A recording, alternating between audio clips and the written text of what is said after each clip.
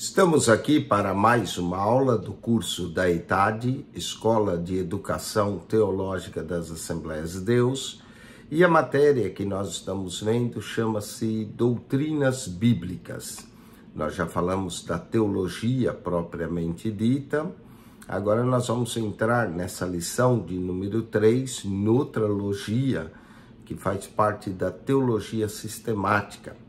Nós agora vamos falar da cristologia. Teologia, nós falamos da natureza de Deus, dos atributos de Deus, na lição 1 e 2.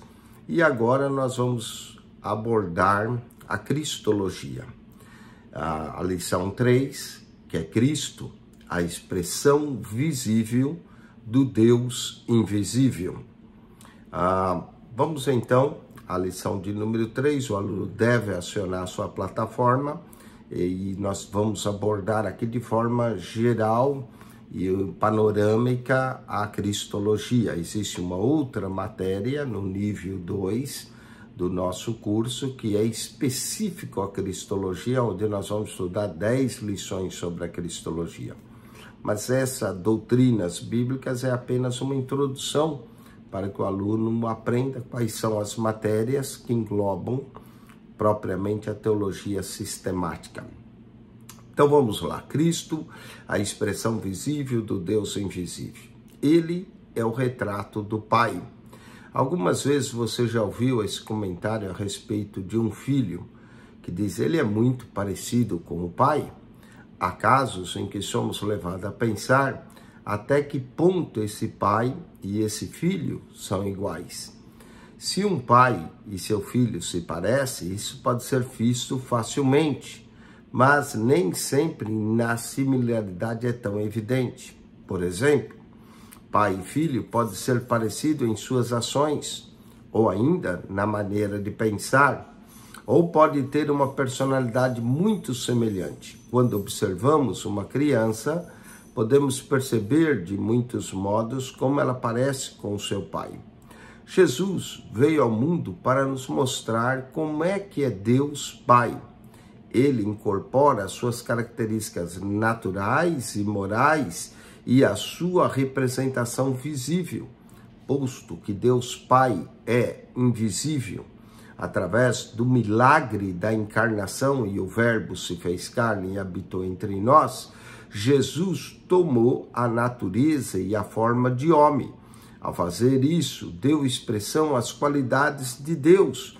Comunicando aos homens, Jesus afirmou em João capítulo 14, verso 9, quem me vê a mim, vê o Pai.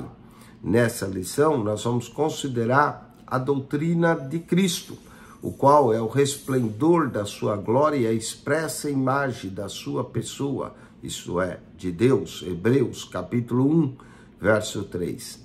Enquanto meditamos sobre o tempo em que Jesus esteve nesse mundo e como nos permitiu conhecer o Pai por seu intermédio, devemos orar fervorosamente para que de igual modo reflitamos a beleza do Filho de Deus a outras pessoas e que o Filho de Deus também resplandeça em nós. Vamos ao texto 1. Vamos falar de alguns aspectos de Jesus. Nesta lição, nós vamos aprender, primeiro, a humanidade de Cristo, ou seja, o Logos que se fez carne e habitou entre nós. Segundo, nós vamos falar da divindade. Jesus é 100% homem, 100% Deus. Essa é a cristologia. Depois nós vamos falar da união dessa divindade com a humanidade de Cristo e vamos falar das obras de Cristo. Vamos então ao texto 1, a humanidade de Cristo. A humanidade de Cristo. Dentre todos os elementos distintos da fé cristã, a encarnação do Senhor Jesus Cristo, sem dúvida alguma, é a mais fundamental de todas. A encarnação refere-se à união da divindade com a humanidade na pessoa de Jesus Cristo, que ele, o eterno Filho de Deus, tornou-se homem com o propósito de salvar-nos, é um ensino muito claro nas Escrituras. Deus agiu de maneira completamente nova nesse mundo quando o seu Filho tornou-se carne.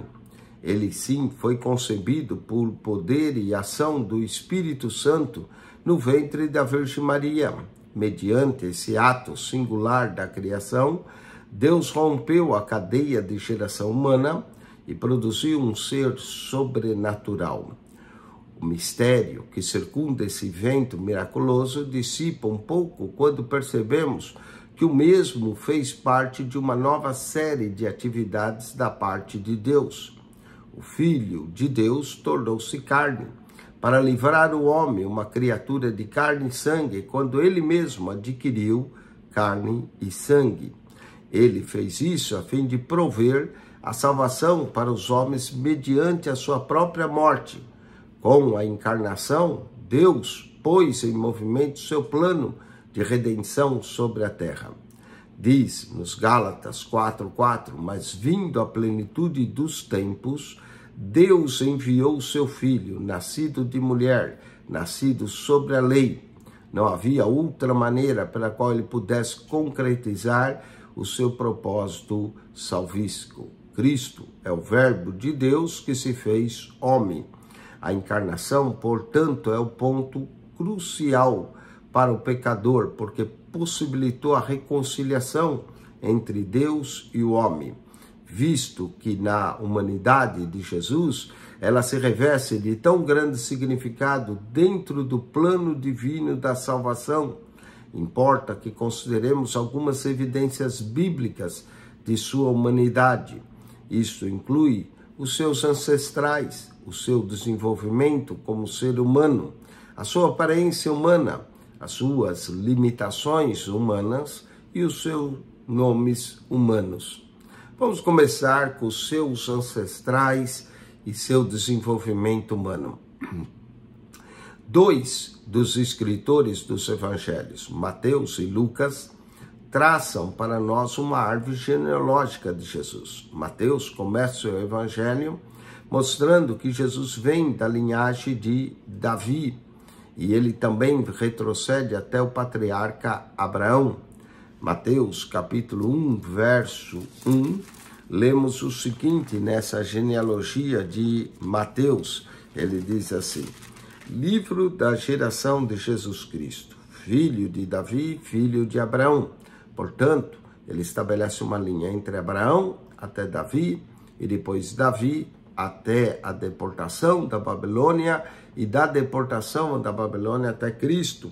Isso está em Mateus 1,17, dizendo: de sorte que todas as gerações, desde Abraão até Davi, são 14 gerações.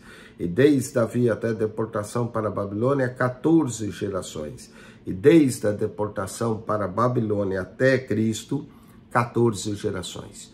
Mateus relatou 14 para mostrar que Cristo é realmente o descendente de Davi, porque o nome Davi, no hebraico, o valor numérico é 14. É a letra Dalet, que é a primeira, né? Val, que é a segunda, e Dalet, que é a terceira.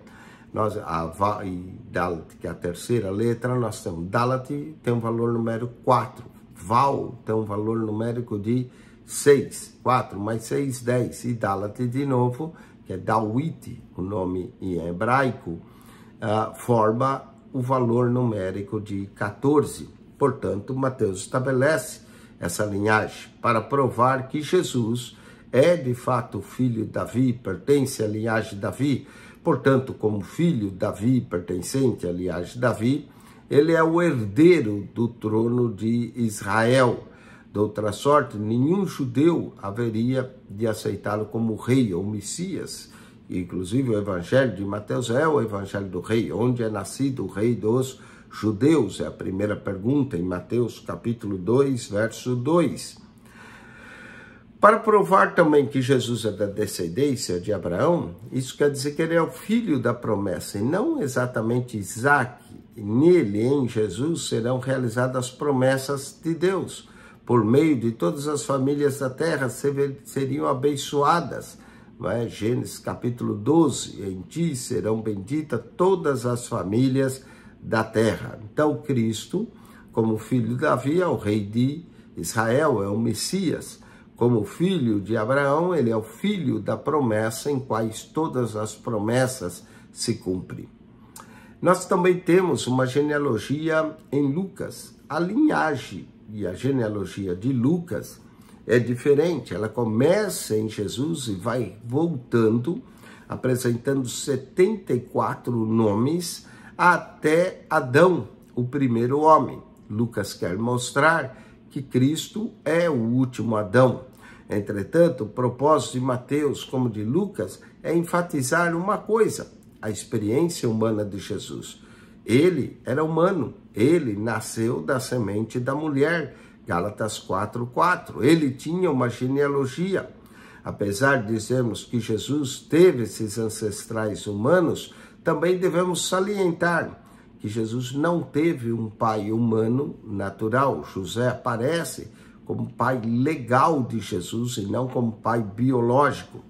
O nascimento de Jesus é diferente de todos os nascimentos humanos. Lucas registra a cena a qual o anjo visitou a Maria e declarou que desceria sobre ela a sombra do Altíssimo a envolveria e o ente que nasceria seria filho de Deus. Com isso, pode ser, não é? Como fará? Ela perguntou, como fará isso, visto que não conheço o varão? Essa indagação de Maria declara o nascimento miraculoso de Jesus. E Lucas 1:37 diz que para Deus nada é impossível. Portanto, o nascimento de Jesus foi algo miraculoso. Mateus também revela que José pensava em deixar Maria secretamente quando teve a visão do anjo, que ele disse, não temas em receber a Maria, porque o que nela foi gerado é do Espírito Santo. Portanto, tanto Mateus quanto Lucas registram esse nascimento sobrenatural. Então, Jesus nasceu, sim, de uma virgem, mas Jesus, após ter nascido, desenvolveu-se física e mentalmente de acordo com as leis do crescimento humano.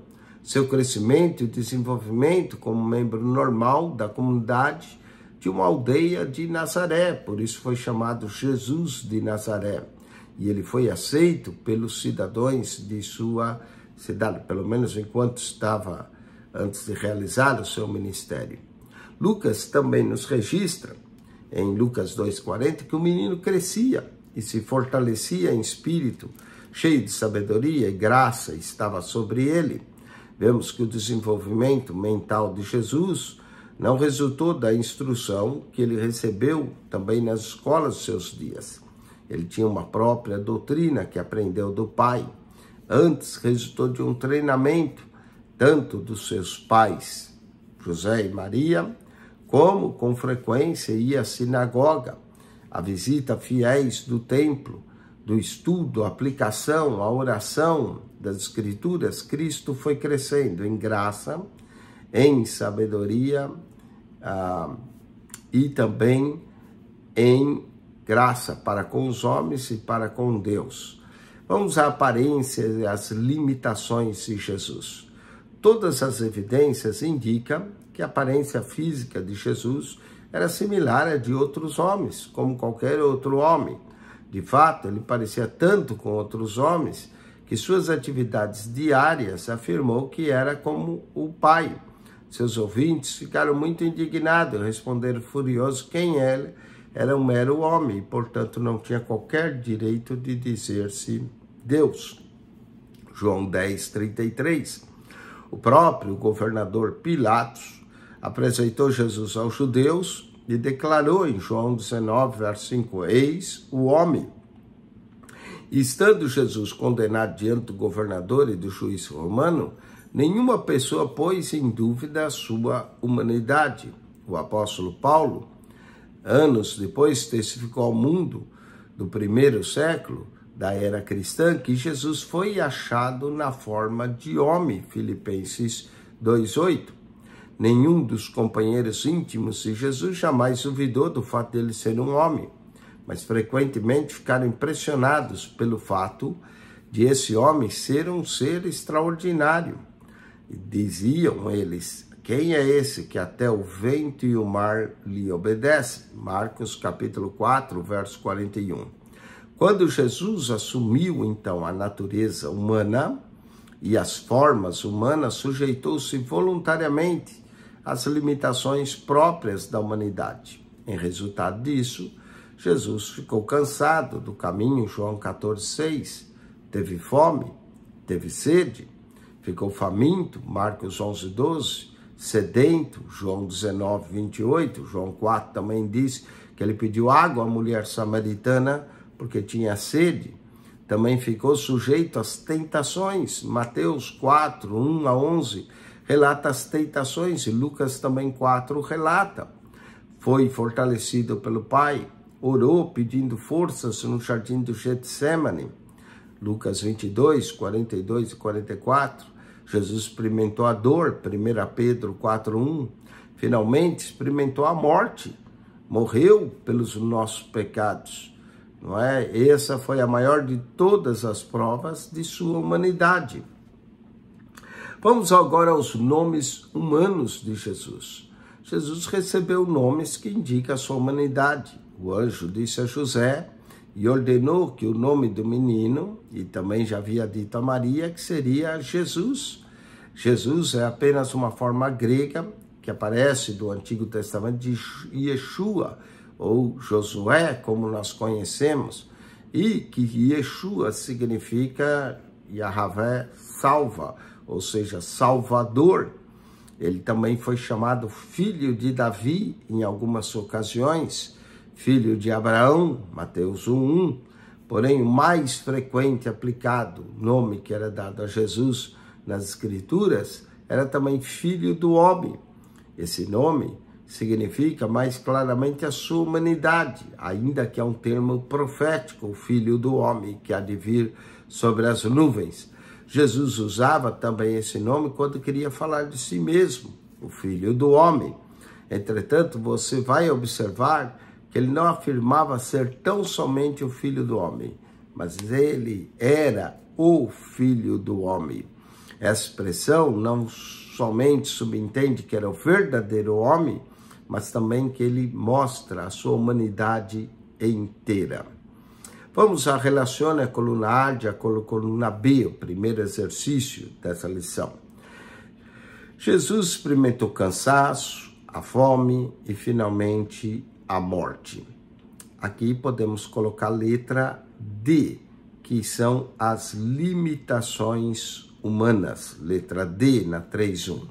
Jesus recebeu um nome que é a forma grega do nome Yeshua, ou Josué, que aparece no Antigo Testamento, além de outros títulos. Podemos aqui colocar a letra E, nomes humanos. Então, na primeira, letra D, limitações humanas, na segunda, nomes humanos. Os escritores sagrados traçam a linhagem de Jesus até Davi, Abraão e Adão. Aqui podemos colocar a letra A, ancestrais humanos. Jesus teve ancestrais humanos. 3:4, ao proferir a sentença contra Jesus, declarou Pilatos, eis o homem. Aqui nós podemos colocar a aparência humana, letra C, aparência humana. E, finalmente, na 3:5, Jesus demonstrou um processo mental, físico, espiritual e social, letra B, desenvolvimento humano. Então, nós notamos aqui que Jesus teve ancestrais humanos, um desenvolvimento humano, uma aparência humana, limitações humanas e nomes humanos. Isso prova a humanidade de Jesus. Vamos agora para o próximo exercício, marque-se para certo e para errado. Mateus acompanha a linhagem de Jesus retrocedendo até Davi e até o patriarca Abraão, objetivando provar que Jesus pertencia à linhagem de Davi, certo? Lucas traça a árvore genealógica de Jesus, acompanhando sua linhagem de volta até Adão, o primeiro homem, certo também. Conforme Mateus 13, 54, 56, o crescimento e desenvolvimento de Jesus, como membro normal da comunidade da aldeia de Nazaré, foram aceitas por seus concidadãos, certo também. Conforme João 7,15, o desenvolvimento mental de Jesus resultou da instrução que ele recebeu nas escolas dos seus dias. Errado. Jesus também tinha a doutrina do Pai. Errado. 3,9 está errado. 3,10, o treinamento que Jesus recebeu de seus piedosos pais, sua frequência à sinagoga, suas visitas ao templo, estudo, aplicação das escrituras, somados à oração, em nada contribuíram para o seu desenvolvimento, Errado, novamente, contribuíram muito para o seu desenvolvimento. Vamos agora ao texto 2. Falamos no texto 1 da humanidade de Jesus, agora vamos falar da deidade. Lembre-se que Jesus, a cristologia ensina, Jesus 100% homem, Jesus 100% Deus. No texto anterior, examinaremos as provas bíblicas da humanidade de Cristo. Agora, vamos ver acerca da sua divindade. Consideramos alguns fatos bíblicos referentes à divindade do Senhor, tais como seus direitos e atributos divinos e a importância desse seu aspecto para nós. Vamos falar dos direitos divinos.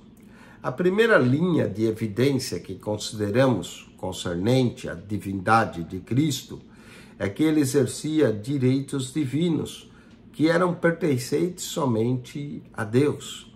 Esses direitos incluem o fato de aceitar ser adorado pela parte dos homens.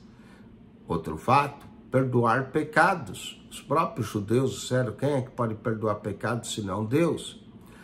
Terceiro, ressuscitar mortos. E quarto, exercer a autoridade de julgar. Vamos lá, adoração da parte dos homens. Visto que Deus, nos 10 mandamentos, proibiu a adoração a qualquer Deus, teria sido um ato de blasfêmia se Jesus aceitasse adoração e não fosse o verdadeiro Deus. Blasfemar significa insultar a Deus ou afirmar ser divino quando isso não corresponde à realidade dos fatos.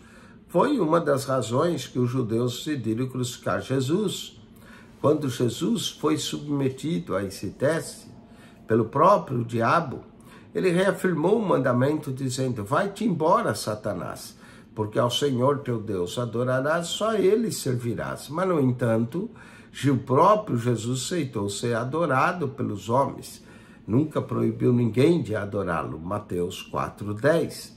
E Jesus reivindicou, portanto, esse direito de ser adorado e crido pelos homens como Deus, Pai. João 14,1 disse, não se turbe em vosso coração. Credes em Deus, crede também em mim. Ele aceitou essa adoração e ser crido como Deus. A Bíblia nos revela que quando as pessoas em sua ignorância tentaram adorar os apóstolos, os próprios apóstolos repeliram a adoração.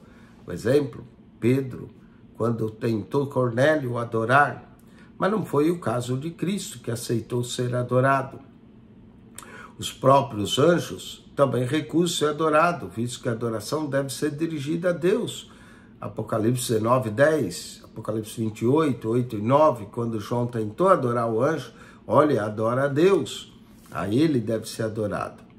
Se os apóstolos, que eram homem comum, recusaram ser adorados, os anjos recusaram, mas Jesus aceitava ser adorado por parte dos homens, isso era um direito que lhe pertencia como ser divino, e afirmou que honrá-lo era obrigação de todas as pessoas, em João 5, verso 23.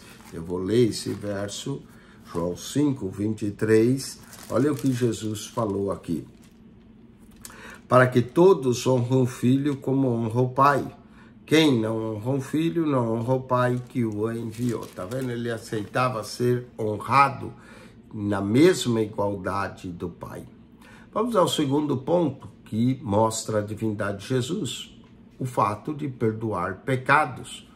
Marcos, capítulo 2, verso de número 7, lemos assim, Marcos 2, 7, porque diz, os judeus comentaram, porque diz esse assim blasfêmia? Quem pode perdoar pecados senão Deus? Mas, no entanto, Jesus perdoou o pecado, ainda fez o paralítico andar. Jesus não hesitou em exercer seu direito, embora seus inimigos ficassem perturbados pelo fato de ele perdoar pecados.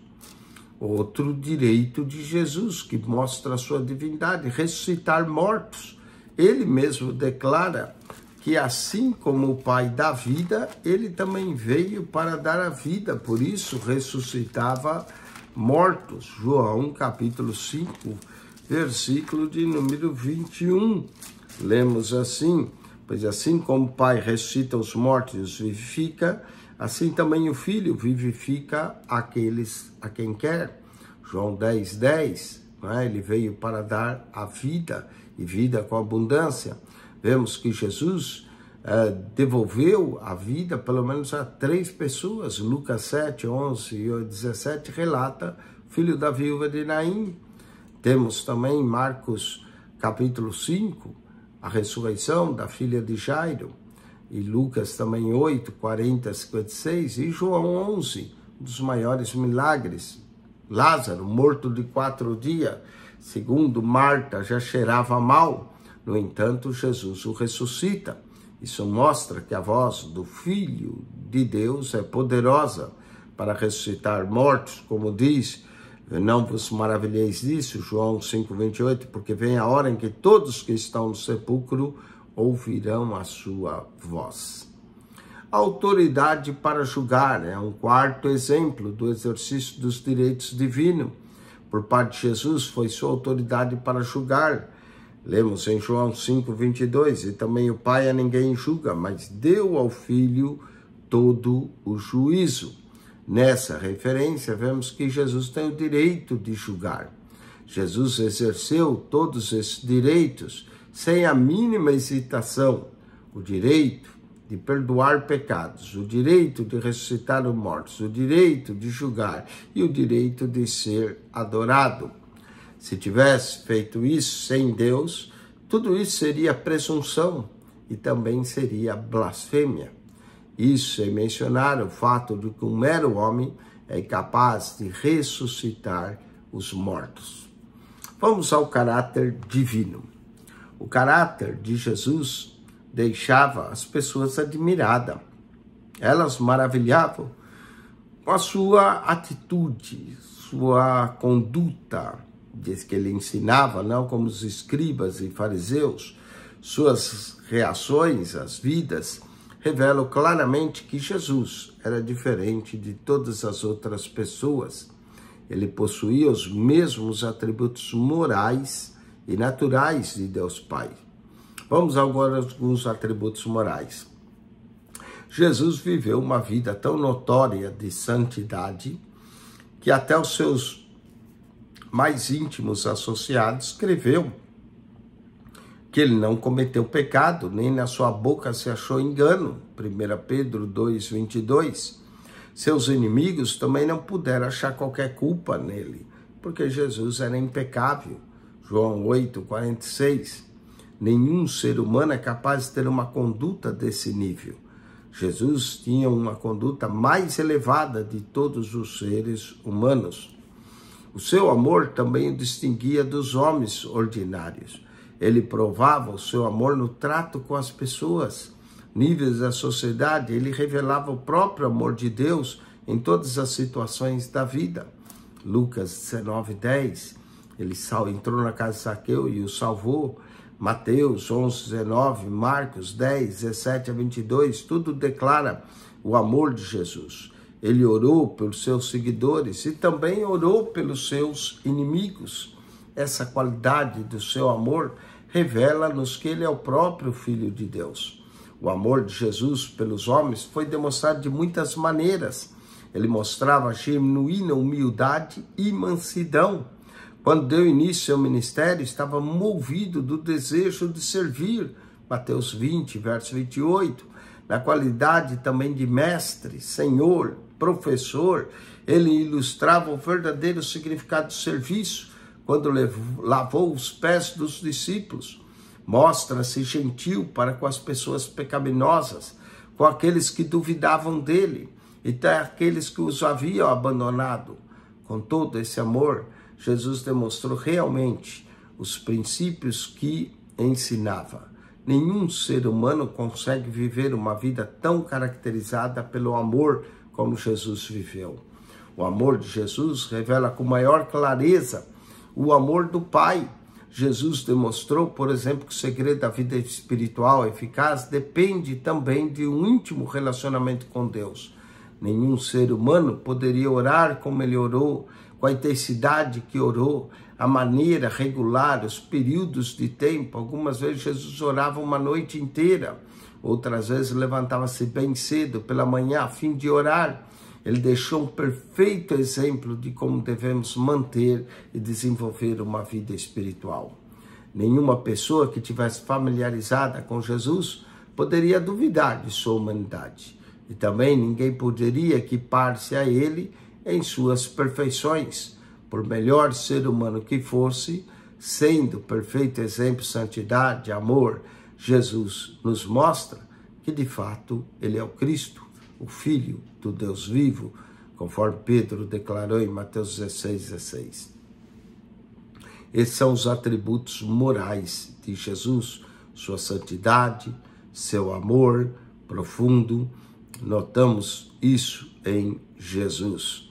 Vamos aos atributos naturais. Paulo declarou que Jesus é o poder e a sabedoria de Deus, como também Deus agradou-se em fazer dele toda a plenitude da divindade habitasse nele. Colossenses 1:19, 2:9. Mateus concluiu o registro que o seu nome significa Salvador, e quando termina o seu evangelho, declara todo o poder. É-me dado todo o poder no céu e na terra. Mateus 28:18. Essas passagens bíblicas revelam que a segunda pessoa, nós falamos segunda pessoa, não diminuindo a Jesus em nada, apenas uma ordem didática. A segunda pessoa da Trindade, ela é onipotente. Também, Hebreus diz que todos os anjos de Deus o adoram. Todos os anjos, todas as autoridades, todos os poderes do universo estão sujeitos à sua autoridade, também em 1 Pedro 3:22. A Bíblia ensina também que Jesus é onipresente, está presente em todos os lugares. Claro que na sua forma humana ele estava limitado, mas Paulo diz que o Pai sujeitou ao Filho todas as coisas, e que o Filho é a plenitude daquele que cumpre todas as coisas, Efésios 1:23. Com grande encorajamento recebemos quando ele cumprirá a promessa de estar conosco para sempre, quando nós iremos adorá-lo e sentir a sua presença. Ele está conosco também em todos os instantes. Jesus é onisciente, ele sabe todas as coisas. João 2:24 diz que ele não precisava que ninguém desse testemunho do homem, porque ele bem sabia o que havia no homem. Paulo refere-se ao ministério de Deus, o qual, segundo esclarece, que é Cristo, em que estão escondidos todos os tesouros da sabedoria e ciência. Colossenses 2:2-3. Jesus tinha consciência plena da vida pecaminosa da mulher samaritana, revelou o seu passado. Jesus também sabia o que havia no coração e nos pensamentos dos fariseus, Lucas 6:8, de como ele haveria de deixar o mundo, João 12:33, da natureza, o fim da nossa era presente. Jesus conhecia as coisas. Certos textos bíblicos nos levam a examinar mais perto as características da onisciência de Jesus. Por exemplo, o trecho de Mateus 24:36, que ele indica que não sabia dados regresso no mundo. E Marcos registra que ele aproximou-se da figueira esperando encontrar fruto. Isso mostra algumas limitações de Jesus humana. É importante salientar a essa altura que nos dias em que ele esteve no mundo, ou seja, nos dias de sua vivência terrestre, Jesus abriu mão dos seus direitos de exercer de maneira independente suas prerrogativas divinas. Ele preferiu propositalmente não se utilizar de seus poderes divinos, os quais poderia ter apelado a fim de escapar da cruz, mas recusou-se lançar mão desses poderes. Jesus fez isso por sua livre e espontânea vontade, porque sabia que a menos que se submetesse ao sofrimento e morte, jamais cumpriria a sua missão de morrer no lugar dos pecadores. Mas agora sua missão terrena cumpriu, ele recebeu todas as suas características divinas, recebeu aquela mesma glória que tinha antes da fundação do mundo.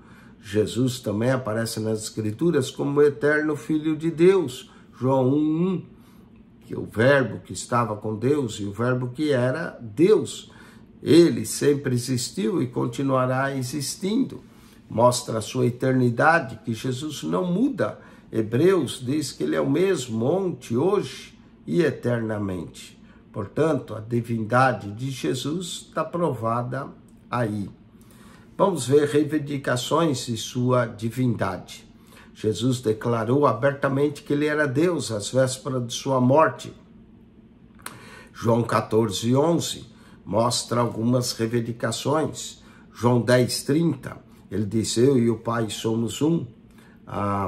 Jesus foi acusado diante do concílio, que declarou que era filho de Deus, asseverou a salvação que só pode ser obtida por intermédio dele. Ninguém vem ao Pai senão por mim.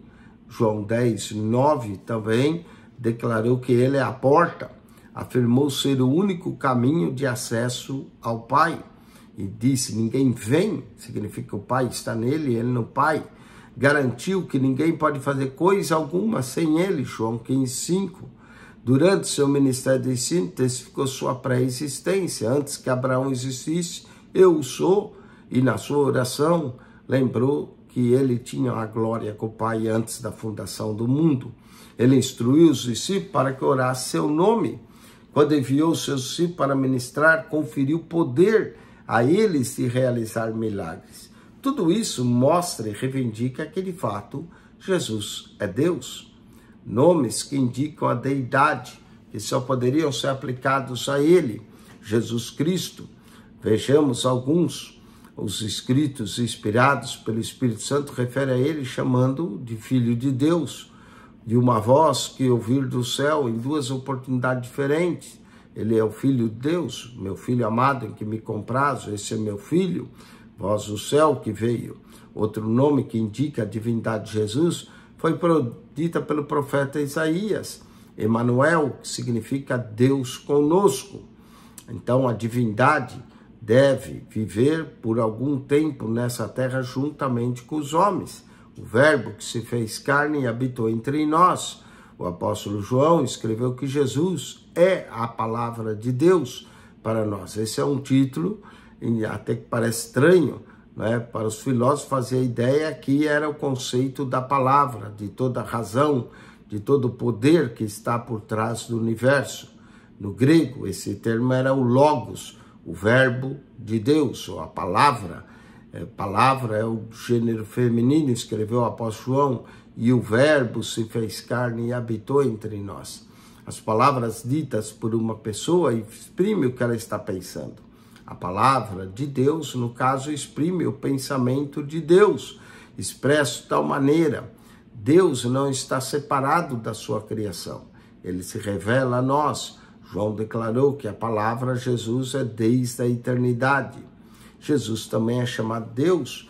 Paulo escreve dizendo que nós aguardamos a bem-aventurança e o aparecimento da glória do grande poder de Deus e nosso Senhor Jesus Cristo. O nome hebraico Messiah, ou Messias, com frequência era usado em conexão a Jesus. Esse nome era uma forma grega, é Christos, né, que significa ungido.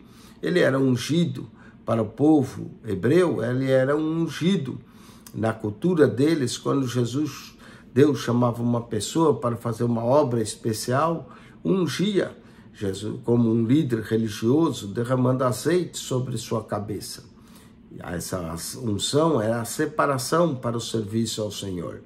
O povo hebreu estava acostumado também com a unção dos profetas, dos sacerdotes e dos reis. Assim, Pedro declarou que Jesus era tanto Senhor quanto Cristo aos seus ouvintes, claramente em Atos 2:36. A reação de milhares de pessoas mostra que eles aceitavam Jesus como seu Messias, como um ungido de Deus. Jesus também é chamado de Senhor em algumas vezes. O seu nome e título não era apenas uma cortesia, mas o respeito à sua divindade. Lucas 1, 43, Lucas 2, 11, João 20, verso 28, Atos 16, 31, crê no Senhor Jesus, será salvo tu e tua casa. Esse nome indica muitas vezes que Senhor vem do termo hebraico Yahweh, ou tetagrama, não é?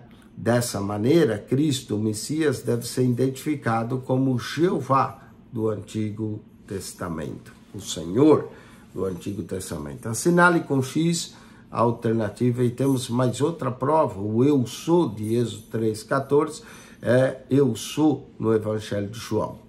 Assinale com X a alternativa correta. São direitos divinos exercidos por Jesus, comprova a sua divindade. Todas estão corretas. Perdoar pecados, ressuscitar mortos, exercer a autoridade de julgar, todas estão corretas. Jesus possuiu os mesmos atributos morais de Deus Pai, são eles. Aqui é santidade e amor, letra B, santidade e amor. Possuindo os mesmos atributos naturais incomunicáveis de Deus, comprova sua deidade, Jesus é. Aqui nós podemos assinar a letra A, onipotente, onisciente, onipresente, eterno, imutável. Só a letra A é a correta. Nome que indica a deidade de Jesus é Emanuel, no caso, letra B, Emanuel, que significa Deus conosco. Reivindicações da sua deidade feitas pelo próprio Senhor Jesus, ele mesmo disse que ele é o Filho de Deus e ele e o Pai são um, que ele é o único caminho para o Pai, que orasse em seu nome. Todas estão corretas na 3,15. Vamos agora ao texto de número 3, união da deidade e da humanidade em Cristo. A doutrina da encarnação foi uma questão que permaneceu sem solução nos primeiros tempos da igreja cristã. A doutrina da Trindade foi solidamente alicerçada sobre as escrituras do Antigo Testamento, sobre a experiência dos discípulos íntimos de Jesus e sobre os escritos inspirados do Novo Testamento. Porém, a questão produziu muita especulação, foi a seguinte: como seria possível que o Filho Eterno, que é igualmente Deus, junto com o Pai, da mesma substância ou essência do Pai, houvesse tornado carne humana, passando a ser um homem como qualquer outro? Algumas pessoas, na tentativa de explicar esse mistério da encarnação, enfatizaram de tal maneira a humanidade de Jesus que todos os efeitos práticos acabam negando a sua deidade.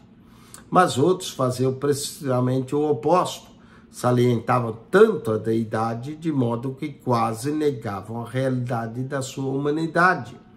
Eventualmente, os primeiros líderes da igreja foram capazes de chegar a uma definição da encarnação que continua sendo considerada fundamental para a fé cristã a respeito da pessoa de Jesus. E Paulo, em sua carta aos Filipenses, demonstra que Cristo se esvaziou, não é? E outros explicam que ao se esvaziar, ele deixou os atributos da sua divindade. Esse esvaziamento de Cristo mostra que ele se esvaziou e achou na forma de homem e se humilhou a si mesmo. Aqui nós vamos encontrar um termo que é usado que chama kenosis de Cristo, que há de se tomar com muito cuidado. É a doutrina que afirma haver o Senhor Jesus se esvaziado da sua divindade ao encarnar-se. Kenosis, ele apenas deixou a sua glória em todo sentido no seu ministério terreno. O sentido do kenosis, como afirmamos, o Senhor Jesus, em momento algum, esvaziou-se da sua divindade, mas ele se esvaziou de ser usado essa divindade. É diferente. Então, devemos entender que Jesus manteve a sua divindade mesmo quando encarnou. Por isso, o termo que eles usaram mais tarde, Maria, Mãe de Deus, Theotokos, não era para exaltar a Maria, mas sim o Cristo. Essa é a definição de alguns concílios. Então, a definição da encarnação de Jesus, estabelecida pelos primeiros líderes, chamado Concílio de Calcedônia, em 451, é a seguinte: nosso Senhor Jesus Cristo é verdadeiro Deus e verdadeiro homem, da mesma substância que o Pai em todas as coisas quanto à sua divindade, mas em sua humanidade igual a nós em todas as coisas, exceto no pecado. Assim, Jesus é conhecido em duas naturezas, a divina e a humana. Essas duas naturezas são distintas uma da outra, e essa distinção foi destruída pela união das duas naturezas. As características singulares de cada natureza foram mantidas. Essa definição, por certo, não remove o mistério da encarnação. Pelo contrário, todos os cristãos verdadeiros compartilham do senso de admiração expresso pelo apóstolo Paulo. Sem dúvida alguma, grande é o mistério da piedade. Deus se manifestou em carne. 1 Timóteo 3,16. Haveremos de entender melhor esse conceito quando considerarmos a união da natureza humana e da natureza divina em Jesus, com o significado desse evento sem igual. Quando falamos sobre as naturezas humanas e divinas de Cristo, estamos aludindo o seu ser essencial, a sua realidade. Quando afirmamos que Jesus tem a natureza divina, que alguém poderia usar para descrever Deus, são usadas igualmente para Jesus. Em outras palavras, Jesus é Deus. Jesus não é apenas como Deus, mas ele é Deus. E quando dizemos que Jesus tem uma natureza humana, queremos dar a entender que Jesus não é Deus fingindo-se de homem. Ele também é homem. Ele não é apenas homem e nem apenas Deus. Antes, ele é o Deus que se fez carne e habitou entre nós. João 1,14. Jesus não deixou de ser Deus quando se tornou homem. Ele não trocou a sua deidade pela humanidade.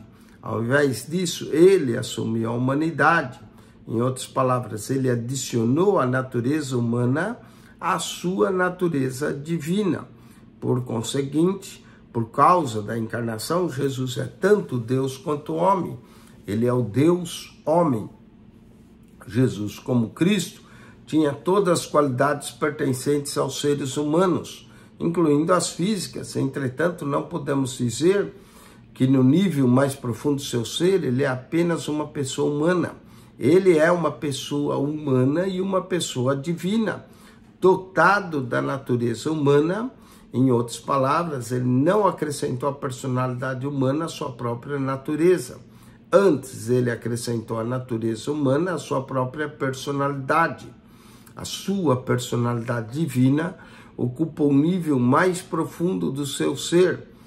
E se ele não fosse uma pessoa divina, não poderia ser objeto de nossa adoração, pois os servos de Deus é ordenado que adorem exclusivamente a Deus. O próprio Jesus falou isso em Mateus 4,10. Portanto, vemos que o Filho encarnado une a sua própria pessoa à verdadeira deidade com a verdadeira humanidade. Dessa maneira, há uma comunhão de qualidades em Jesus que podemos falar a respeito dele de qualquer maneira, seja ele tanto o respeito de Deus quanto o respeito dos homens. Vamos às razões da encarnação. Devido ao nosso estado limitado, nunca seremos capazes de entender plenamente por que razão nosso Senhor tornou-se homem, o que poderia ter motivado o Filho de Deus a vir à Terra, tornando-se parte de uma raça que havia caído no pecado, vendo-se cercado pela inveja, pelo ódio dos homens. Vamos lá. Em primeiro lugar, Deus não poderia morrer e era necessário que houvesse um sacrifício E esse sacrifício devia que ser sem mancha, sem defeito pelo pecado. Visto que a humanidade inteira compõe-se de indivíduos pecadores, Deus tornou-se carne a fim de prover o próprio sacrifício perfeito, pagando a penalidade imposta do pecado, Hebreus 2:9. Em segundo lugar, através da encarnação, Jesus revelou o Pai à humanidade em toda a sua inatingível excelência e beleza espiritual. Em terceiro lugar, torna-se homem nosso Senhor e nos forneceu um exemplo apropriado de como viver como homem. Quando examinamos as suas reações diante da condição humana, somos capazes de nos identificar com ele, reconhecendo que o grande alvo da vida cristã é a semelhança com Cristo. Romanos 8:29. Jesus disse aos seus discípulos que estava enviando ao mundo da mesma maneira que o Pai o enviara. Esse mandamento consiste em anunciar da misericórdia, da provisão divina, da salvação e de todos quantos confiarem nele. Faz parte da grande comissão ir ao mundo inteiro e anunciar o evangelho a toda criatura. Jesus foi a provisão divina para a nossa salvação e nós devemos anunciar essas boas novas a todas as pessoas. Assinale com X a alternativa correta. A declaração que reflete com exatidão a doutrina cristã acerca da natureza da encarnação do Senhor Jesus Cristo é: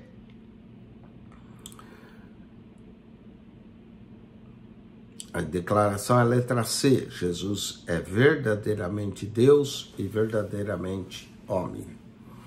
3:17. As Escrituras revelam-nos que Jesus Cristo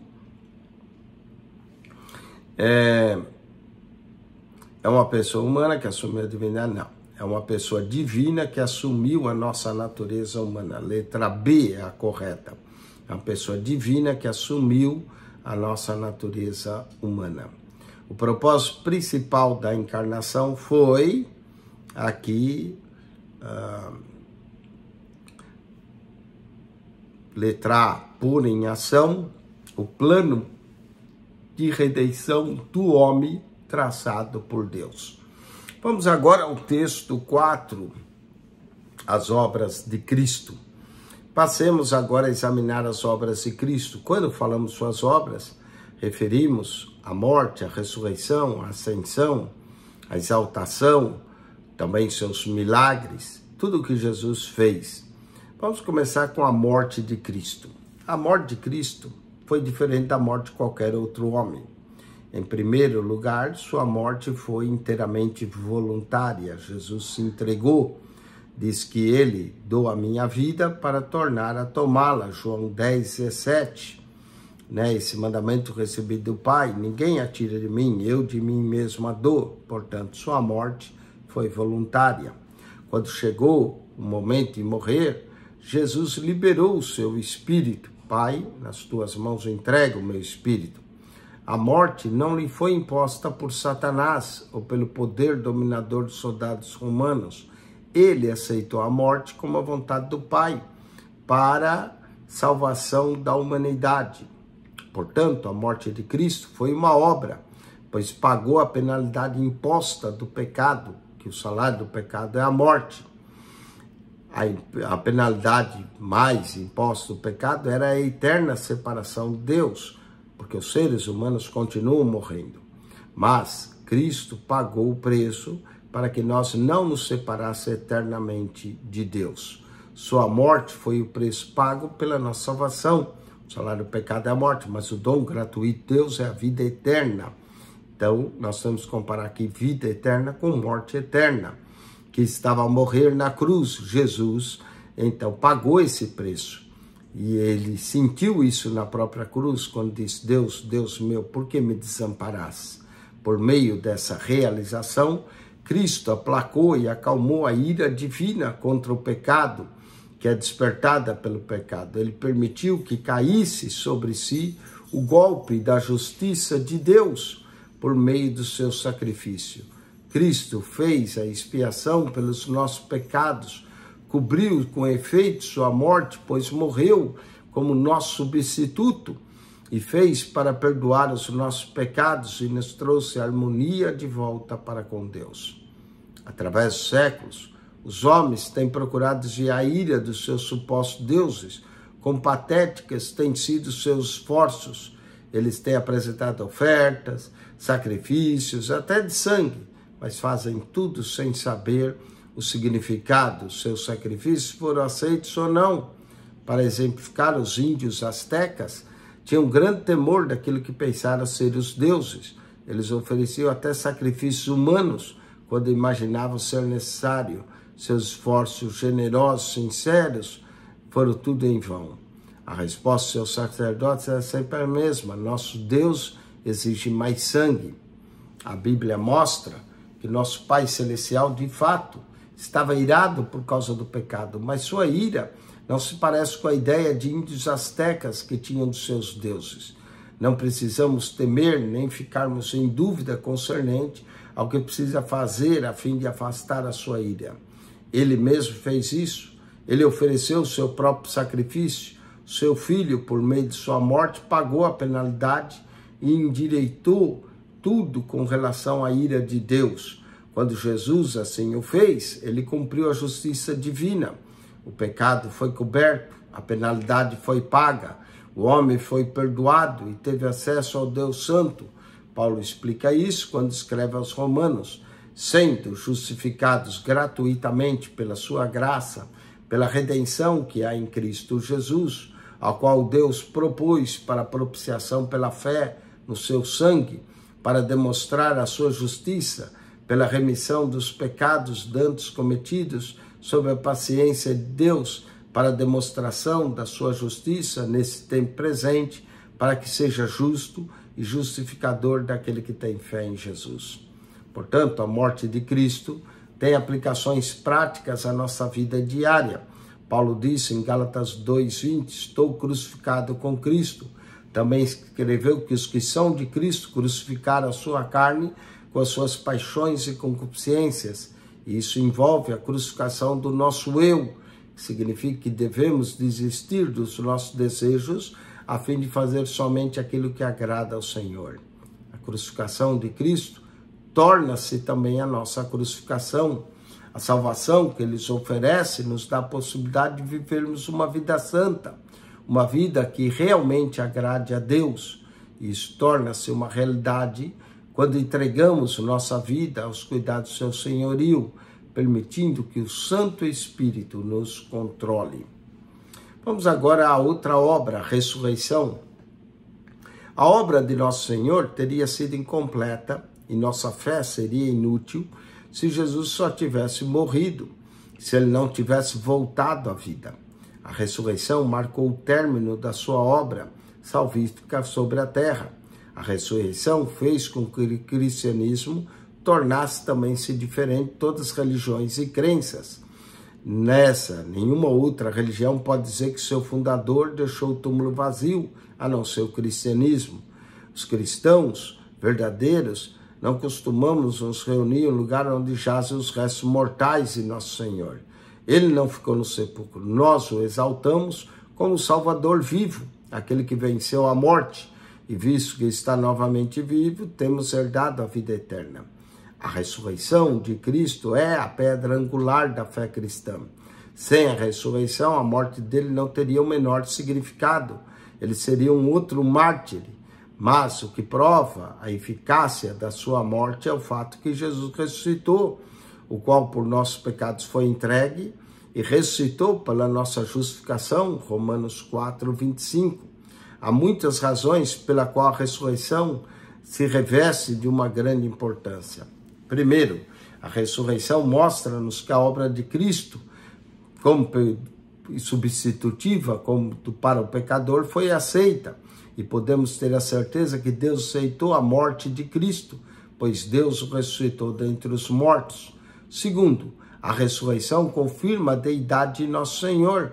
Paulo declara que Jesus foi declarado Filho de Deus com poder, segundo o Espírito de Santidade e pela ressurreição dos mortos.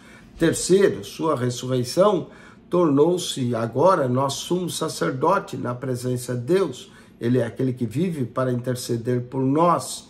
Ele é o nosso intercessor, nosso executivo em dimensões celestiais, nosso advogado que nos defende quando pecamos. A ressurreição demonstra o grande poder de Deus por nos haver provido a salvação.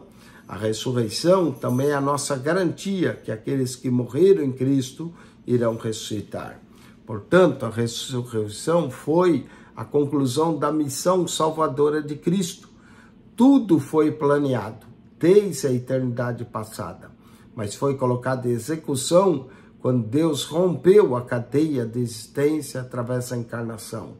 Tendo vivido uma vida perfeita, Cristo morreu como perfeito substituto dos pecadores, pagou a penalidade imposta ao pecador. Ele acalmou a ira de Deus, reconciliou o pecador com Deus, restaurou o pecador a capacidade de reagir favoravelmente ao Espírito Santo. Ele completou a obra na terra e finalmente chegou o tempo de retornar ao seu Pai e sua missão, portanto, foi completa. Vamos falar de mais dois aspectos da obra de Cristo, a sua ascensão e exaltação. O registro do Novo Testamento mostra que depois de 40 dias após sua ressurreição, Cristo ascendeu e retornou ao céu. Vendo isso, ele foi elevado às alturas, a nuvem, ocultando aos seus olhos. A ressurreição e a ascensão estão intimamente ligadas na pregação dos apóstolos. Esses dois eventos foi o começo da exaltação do crucificado Senhor. A palavra ascensão refere-se ao evento ao qual Cristo retornou aos céus. A palavra exaltação fala de que ele foi elevado a um nível superior. Jesus foi elevado a uma posição de honra e glória, à destra do Pai, ou à mão direita do Pai. Sua ascensão e exaltação são também extremamente significativas para nós. Em sua exaltação, Cristo recebeu o lugar que lhe cabia por direito como soberano. E há vários textos, Atos 2, 33, 36, Atos 5, 31, Efésios 1, 19, 23, Hebreus 2, 14 a 18, 4, 14 a 16. Essa posição mostra que ele tem alguns benefícios para o seu povo. Vamos ver alguns. Primeiro, apesar de estar no céu, espiritualmente falando, Jesus está presente em todos os lugares. Segundo, Jesus entrou em seu ministério sacerdotal no céu. Terceiro, ele distribui dons ao seu povo, deu dons a indivíduos. Quarto, ele derramou o seu espírito sobre o seu povo. Quinto, na qualidade de príncipe e salvador, ele está dando a oportunidade de arrependimento e fé às pessoas. E sexto, nosso Senhor assunto ao céu, exaltado consigo, levando a sua natureza humana, o seu corpo glorificado, está salientado na epístola aos Hebreus. Ele é nosso sumo sacerdote fiel. Esse é um tremendo motivo para o fortalecimento e consolo da nossa fé. Vamos à conclusão. Vimos que todas as obras de Cristo têm um grande significado para nós. Por meio da sua morte, ele pagou a pena imposta aos nossos pecados. Na sua ressurreição, ele nos confere a vida eterna e nos justifica. Através de sua ascensão e exaltação, ele foi levado ao lugar do Senhor soberano.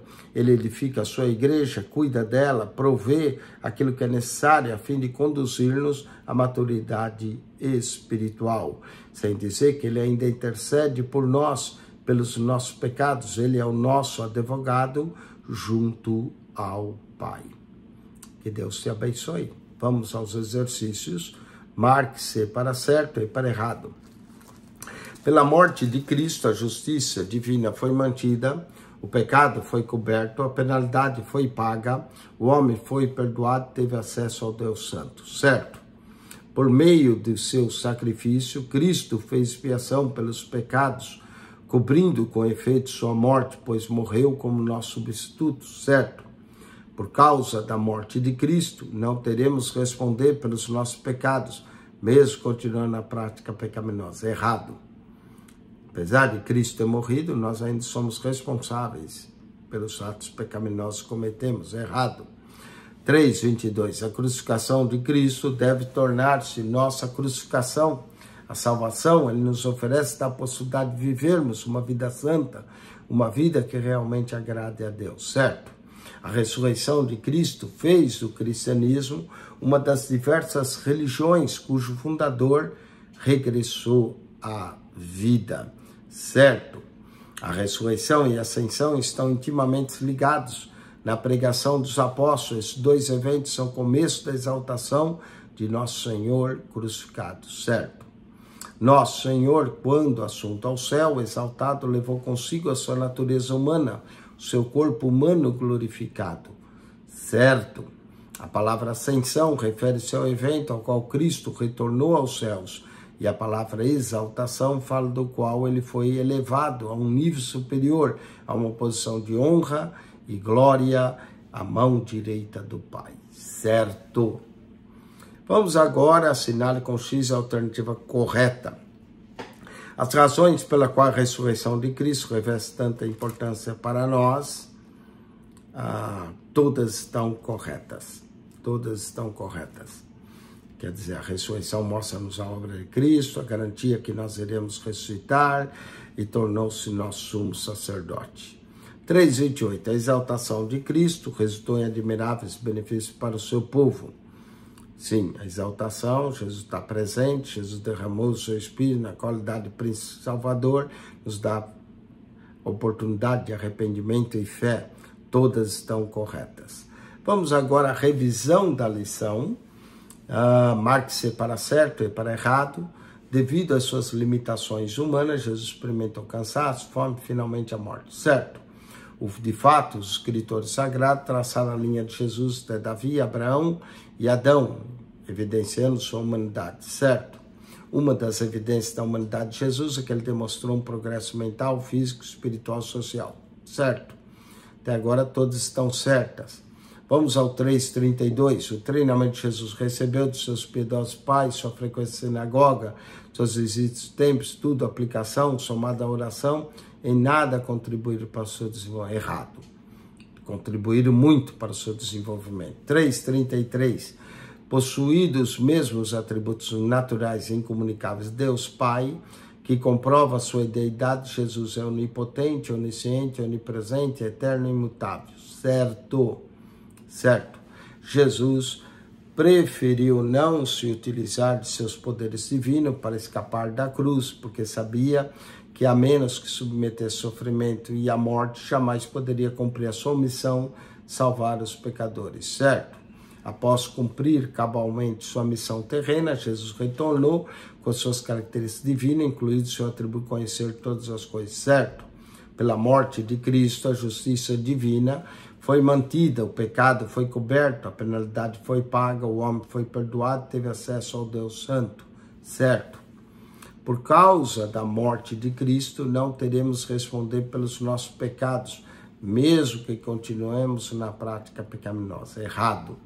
Nosso Senhor, assunto ao céu e exaltado, levou consigo a sua natureza humana, o seu corpo humano glorificado.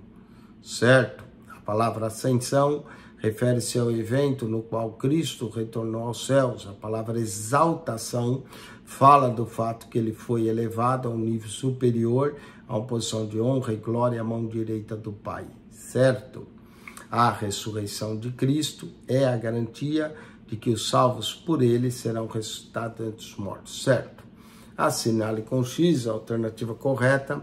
São direitos divinos exercidos por Jesus, comprova a sua divindade. Todas estão corretas. Receber adoração, perdoar pecados, ressuscitar mortos, todas estão corretas.